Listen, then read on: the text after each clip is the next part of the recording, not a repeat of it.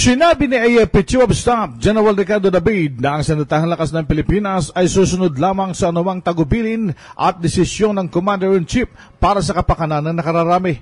Ito ang maring tinuran ni General David sa mga Defense Press Corps reporters matapos niya ihinga ng reaksyon hinggil sa issue ng Morong 43 na hinihiling ng ilang sektor na bigyan ng amnestiya katulad ng ibinigay ng Pangulong Aquino sa mga Magdalo soldiers. Alam mo, ang armed forces, we follow kung ano yung policy of government.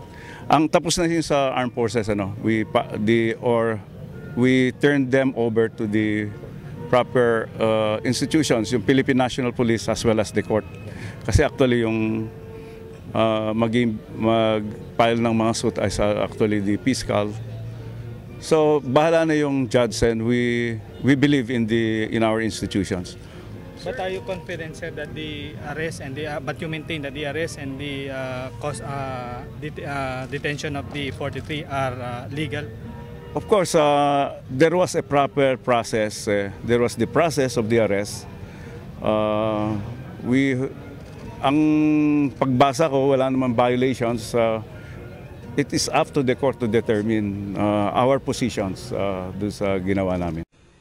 Magugunita na dinakip ang Morong 43 noong Pebrero 6, 2010 ng pinagsanib na tropa ng PNP at AFP 2nd Infantry Division ng Philippine Army sa Sitio Mahangin, Barangay May Bangkal, Morong, Rizal.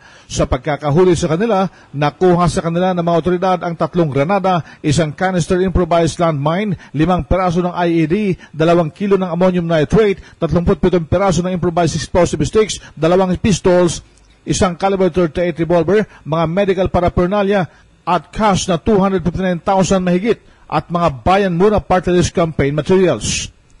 Sa 43 nahuli, 40 na ang sinampahan ng kasong paglamag sa Presidential Decree 1866 as amended by Republic Act 9516 na illegal na pagdadala ng eksplosibo na isinasaad sa batas na non-bailable.